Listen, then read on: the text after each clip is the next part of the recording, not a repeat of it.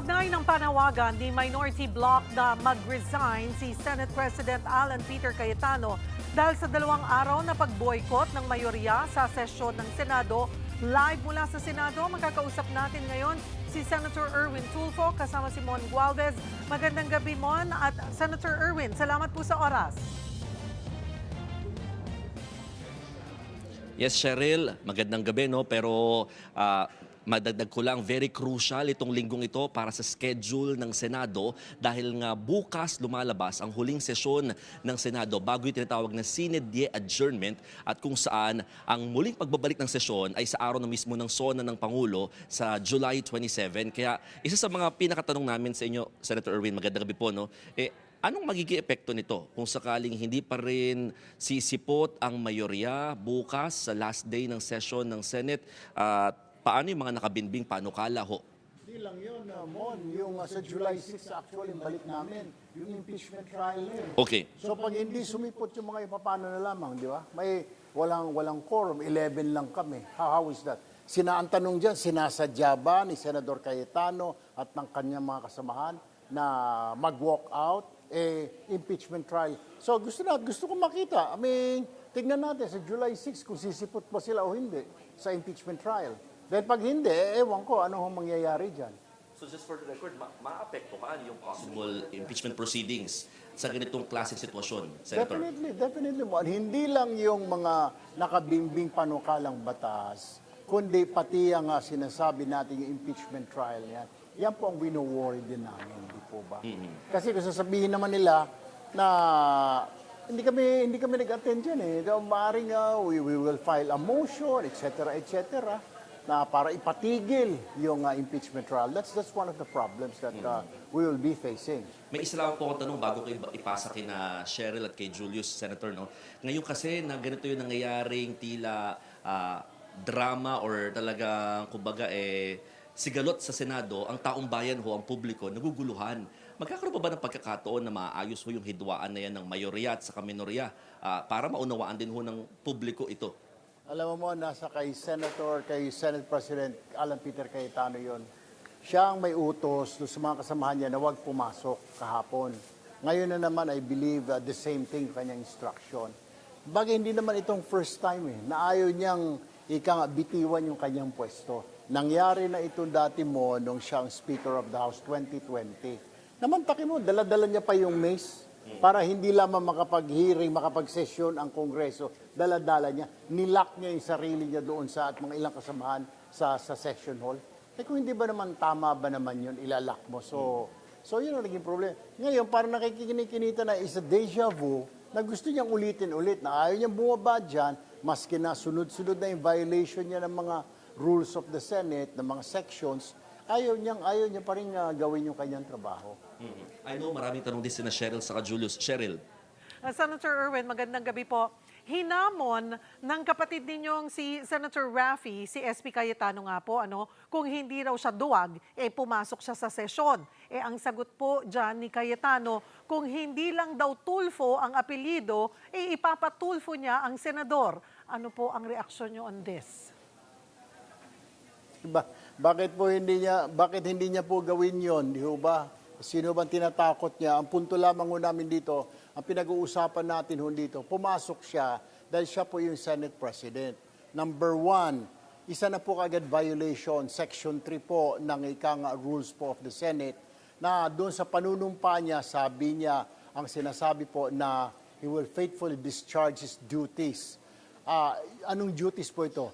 As a Senate President, every day po dapat, Monday, Tuesday, Wednesday, magpipreside ka ng session, okay? Dapat may session po, except pag may force majeure or national emergency. Pangalawa, yung kanyang hindi po pagpapasok at saka ng kanyang grupo, hindi po sila nagpaalam. It's another violation po na naman ng rules ng Senate, Section 14, under our Rule 14, Section 41 po, na kailangan sabihan, abisuhan ang minority leader na wala tayong sesyon, hindi kami papasok. Hindi po, 2 beses din ako ginawa yun. Kaya po, kami nanawagan na kanina, bumaba ka na dyan sa pwesto. Total, ayaw mo naman gawin ang trabaho mo, i-designate mo na lang ang pro tempore mo, si Senadora Lauren Legarda, na maging presiding officer para magaiwanan natin yung mga trabaho natin dahil napakaraming batas na nakabinbin ngayon sa dito po sa Senado, Ms. Yen.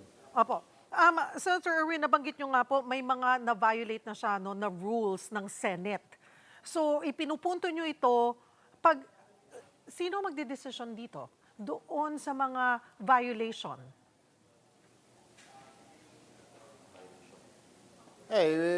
Pag-uusapan po namin bukas po yon kasi na-raise po ito kanina ng ilang reporters kung ano ba plano po ng minority. Pwede po siyang kasuhan po ng ethics po, violation po ng mga, bantakin mo ba, violate mo po yung mga rules namin dito sa Senado. Ikaw pa mismo ang pasimuno bilang Senate President. Ano naman ho, tingin ng tao? Ano pa ang saysay ng mga rules na yan kung hindi naman po susunod, lalo pat pag ikaw ay Senate President, Ms. Sherry? Opo. So, para lamang po, Senator Erwin, maintindihan ng tao na yun nga, siya mismo ang Senate President. I mean, he's been, napunto nyo yung mga violation niya. So, sino ang didinig dito? Sino ang magdedesisyon? Sino ang magdedesisyon kung na-violate nga niya or hindi? May mas mataas ba sa kanya na pwedeng pagdalhan o ito pong reklamo ng minority bloc? Ethics. Committee on Ethics, Ms. Cheryl, meron lang pong isang kababayan natin na magsampa. Hindi po sa amin magagaling yon, pero isa po sa mga kababayan natin na magsampa dahil hindi na po ginagawa niya ang trabaho niya. Magsampa po ng reklamo sa ethics. Didinggin po ng ethics yan. Yung nga lang, kasi umuupo po siya as isa po siya dahil ex officio siya, dapat dapat huwag ko siya sumali dyan. I-abstain niya yung sarili niya o huwag ko siya sumali sa mga committee hearing ng ethics. Kung may delikadesa po siya. Sen, sabi pa po ni SP Cayetano, narinig daw niya mismo ang miyembro po ng minority bloc na tinatakot si Senator Jinggoy para bumaliktad. Ano po ang masasabi niyo dito?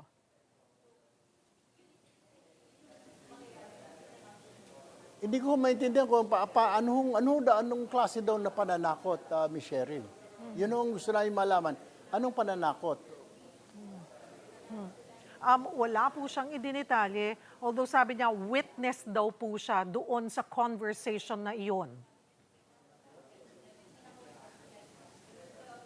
Kung sinasabi, normal yun, Ms. Cheryl. Kung kunwari, kaibigan kami dito sa Senado, based on experience, yung mga kasamahan ko namin dito na matagal na po sa Senado, pag may kasama sila na nandun sa majority, sila na sa minority, nag-uusap yan, Ms. Cheryl, na pare, pumunta ka na lang dito. O ikaw, dyan sa minority, sumama ka na sa amin. Yun lang po. Pero yung pananakot na tutuluyan ka, yun yung usap-usapan. Yun yung pong pinapalabas nila na tinatakot si Jinggoy na tutuloy ang kaso. Ano naman ang kinalaman ng Senado sa Ombudsman? Ano naman ang kinalaman ng mga senador sa Sandigan Bayan?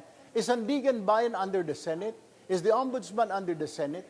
Wala po kaming kapangyarihan para utusan po ang Ombudsman, labasan o Sandigan Bayan, maglabas ka ng arrest warrant kay Jinggoy. We don't have the authority.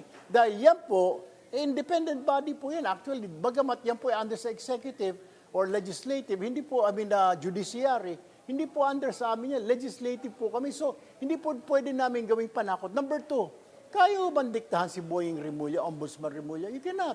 Kaya ba namin diktahan yung mga Sandigan Bayan Justices? Abay, nakakawalang respeto naman po at galang yun na didiktahan namin ng Sandigan Bayan. Insulto naman po sa kanila yun.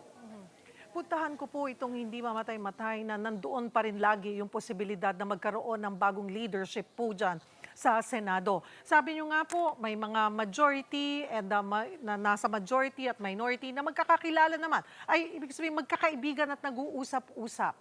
May mga nakakausap po ba kayo sa majority? Not to the point na I'm sure you're not gonna answer na meron nang gustong lumipat o may pangalan kayo bibigyang mention na dismayado na rin sila sa pamumuno ni Senate President Alan Peter Cayetano?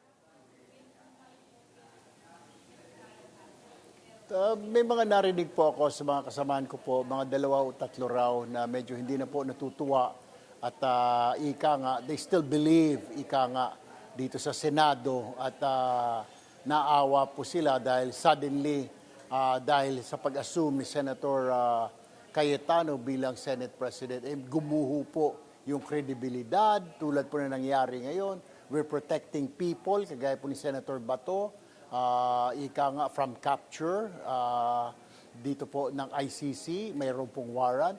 Pangalawa, yung mga putukan na, ewan ko, wala pa ho talagang resulta kung talagang putukan ba yun. Was there an exchange of gunfire? Hindi pa rin po malaman o talagang yun ay putok lang po galing sa usaan namin.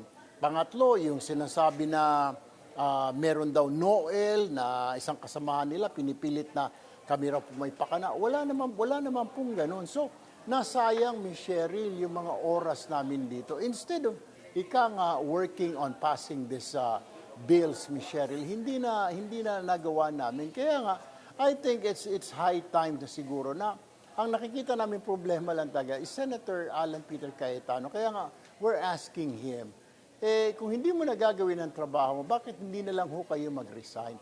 Alang-alang po, hindi lang po para sa majority, alang-alang po sa minority at sa 120 Filipinos po na umaasa, na hinalal po tayo mga senador para magtrabaho, para marisolba ang problema ng taong bayan. Tayo po yun, Senate President Cayetano. Unfortunately, we cannot do our job because your instruction doon sa mga kasama mo, huwag pumasok. Therefore, walang quorum kahit araw-araw pa pumasok ang minority. Senator Erwin, I heard your interview kaninang umaga kila Manong Ted, and you said nga na kung walang session today, parang today is the 8th day na walang trabahong nagagawa ang Senado. Tomorrow is the last day. Tingin nyo magkakaroon na ng quorum, at kung hindi man po solid 11 kayo, and yung sinasabing posibleng 2 or more than 2 na pwedeng lumipat po sa solid minority, kahit hindi pumasok si Senate President Cayetano, ay maaaring magpalit po ng leadership.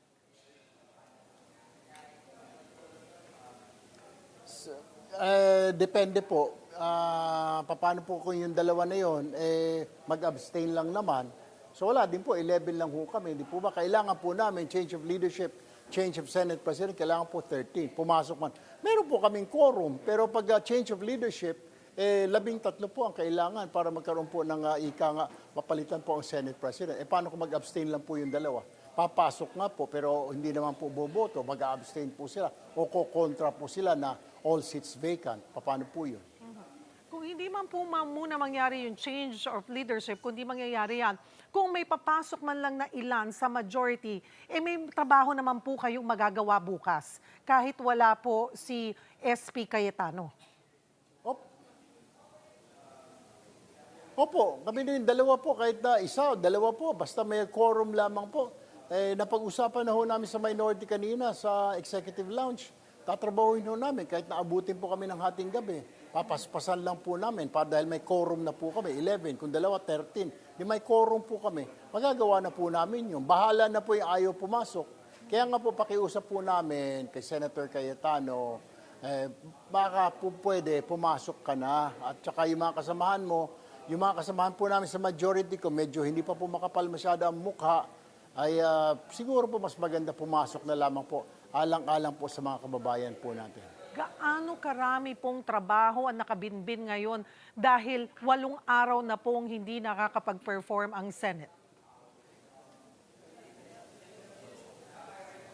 Dumadami po Ang pagkaalam ko po, yung kagaya po doon sa Magna Carta for Barangay Health Workers, para makakuha po ng benepisyo ang mga barangay health workers natin. Walang benepisyo po ito. Halos libre po ito pag nagtrabaho. Yung pong hospital detention bill, bawal ka na po i-detain kung wala kang pambayad. Hindi nila pwedeng kunin ng ospital yung ng inyong pangkabuhayan. Isa po yun. Marami po nakabinbin. Nandyan din po yung anti-EPAL law, yung pagbigay po ng ayuda. Kailangan na rin po magkaroon ng BICAM. Paano po magkaka-BICAM kung wala naman pong quorum, wala pong i-designate po ang Senate leadership, ang Senate President po namin. Meron din po mga nakabinbin po, yung mga nuclear treaties po natin. Nandyan din po yung status of Visiting Forces Agreement. Marami po. Meron po mga basic education. Ang pagkaalam ko, may mga nakabinbin din po sa basic education. Meron din po nakabinbin si Senator Raffy. And so, na mga batas, panukalang batas tungkol po sa mga manggagawa. Marami po Unfortunately, wala nga po nagawa. Simula po na nag-take over po sila hanggang ngayon, wala po kami nagawa. Ang nagawa po namin, pinagdiskusyonan namin kung tama bang ilagay sa kustodiya si Bato de la Rosa, tapos yung tumakas siya, tapos yung barilan, etc. Na pang sarili, pang grupong interest, hindi po interest ng mga kababayan po natin. Yun po ang nakakahiya, Ms. Sharon. Senator Erwin, magandang gabi, si Julius to, no? Ano pa talagang ugat nitong pagmamatigas ng mayorya? Ito ba may kinalaman talaga dito kay Senator Jinggoy Estrada? Gusto ba nila, paano ba? Pakawalan si Jinggoy para lang bumalik uli sila? Ano ba talagang kanilang reason? Nagugat po ito, kung naalala po ninyo, na binago po nila yung May 11 pa lamang po, mukhang na-anticipate na nila na may mga kasamahan po sila na makukulong, na arestuhin. Entonces, kailangan pong gumawa ng rules, bagong rules, na yung mga kung saan man po yung senador na yon na hindi makaka-attend dito sa session hall, pwedeng bumoto, mag-attend online. Okay lang naman din ho yun, mag-i-introduce ka ng rules na ganon. Pero dapat isa sa mga section under sa rule po na yon. Pero dapat pag-usapan natin, di ba, discussion, may debate. Hindi po Ayaw ho pumayag ni SP Cayetano na pagdebatihan pa. Sabi niya kagad, let's divide the House. Nakita niya po kasi kaagad na kulang po yung minority, overwhelming yung majority, lamang po sila 2-3. So pinipilit niya, sinasabi niya, without even saying, sige, magpagdiskusyonan natin. Sasabihin niya ho kaagad, let's divide the House. Ibig sabihin nun, magbotohan na lang tayo. Hindi pa nga nalalatag. Pati mga kababayan natin na napapanood kami live, ano ba yung ginagawa?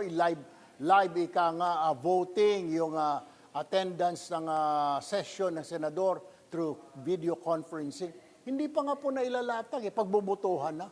Paano naman ho yun, di ho ba? Kaya hindi po kami nag-agree. And dahil kulang po kami sa number, nag-walk out po kami. Yun ang sinasabi lang, kayo nag-walk out, kami wala ba kaming karapatan?